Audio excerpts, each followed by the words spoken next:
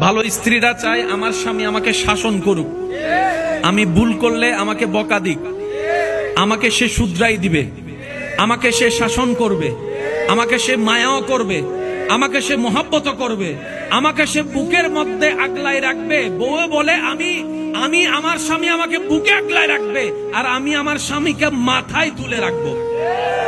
এবার স্বামীদের চাওয়া দেখেন, স্বামীরা চায় বউরা ওনাকে সম্মান করুক।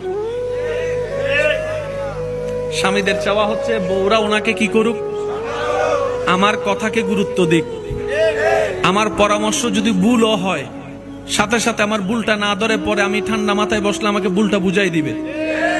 অর্থাৎ স্বামীদের চাওয়া বউদের পক্ষ থেকে সম্মান, বউদের চাওয়া স্বামীদের পক্ষ থেকে মায়া, মহাব্বত, স্নেহ, ভালোবাসা। ইসলামও বলে বড়দেরকে সম্মান করো, ছোটদেরকে স্নেহ করো, তোমার ঘরকে রহমত দিয়ে আল্লাহ জান্নাত বানিয়ে দিবেন। সুবহানাল্লাহ।